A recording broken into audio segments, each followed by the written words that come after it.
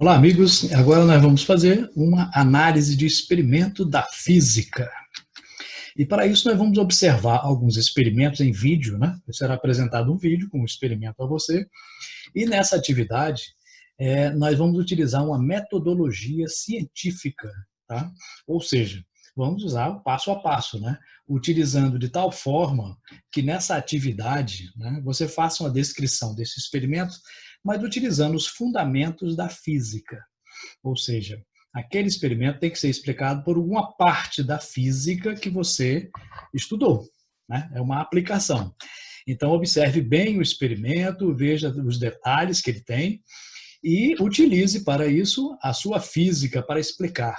Só que depois do vídeo vem uma explicação como fazer isto formalmente, né? Como introduzir um procedimento científico e como registrá-lo para entregar ao seu professor, ok?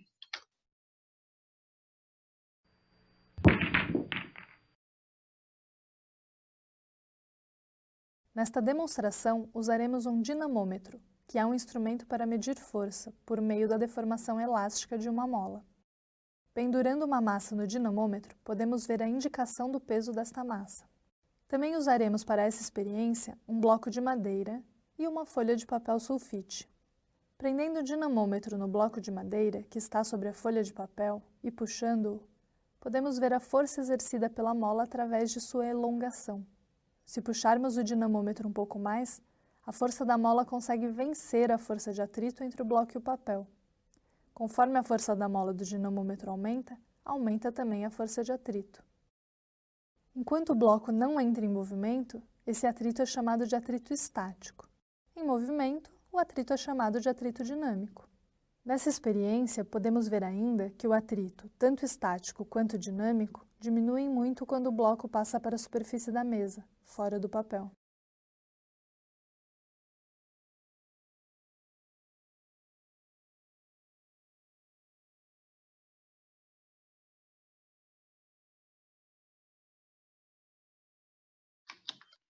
E aí você quer fazer essa análise científica de uma maneira mais formal, né? Como faremos isso? Bom, existem várias formas de descrever o experimento.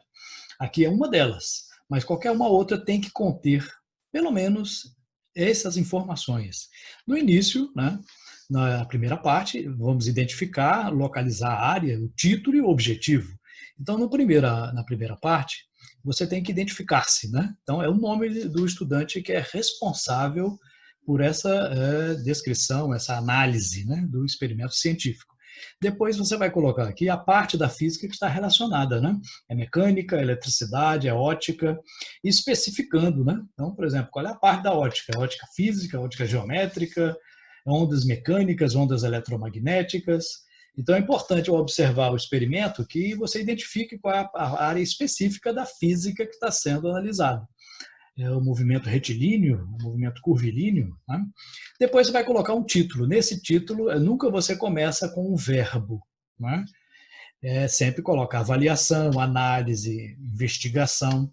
Lembrando que em qualquer descrição, análise ou relatório, né, você sempre, nunca coloca na primeira pessoa. Né? Eu analisei, eu fiz isso. Não, nunca se coloca.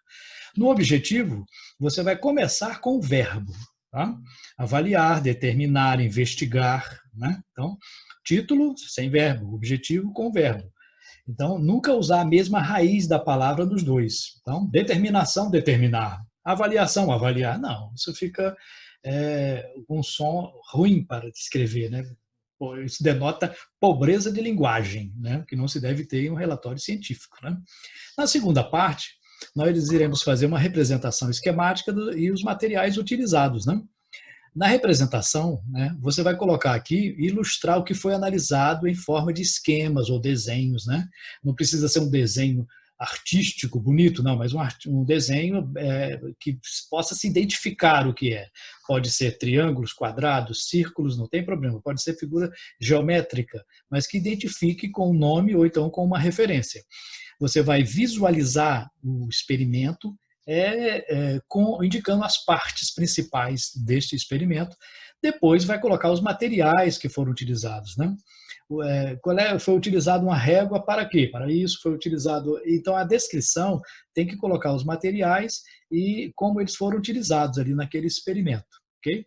Na terceira, sim, importante nessa parte, deve-se colocar os detalhes do experimento observado.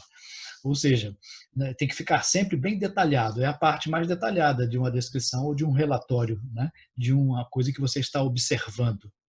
E a terceira e última parte, você vai colocar quais os princípios da física que foram identificados naquele fenômeno. Nessa primeira parte aqui, você vai enumerar conceitos, leis, lei de Newton, primeira lei de Newton, segunda lei de Newton, né? Qual é o princípio da termodinâmica, qual é a teoria da física que foi comprovada, qual é o conceito físico que está relacionado àquele experimento. E na última parte você vai fazer uma discussão dos resultados, né? Você vai interpretar aquilo que foi observado baseado nos princípios que você identificou. Acontece isso por causa do princípio tal, tal e tal. Então é importante colocar essa última parte. Assim você terá feito uma análise de um experimento adequadamente. Ok?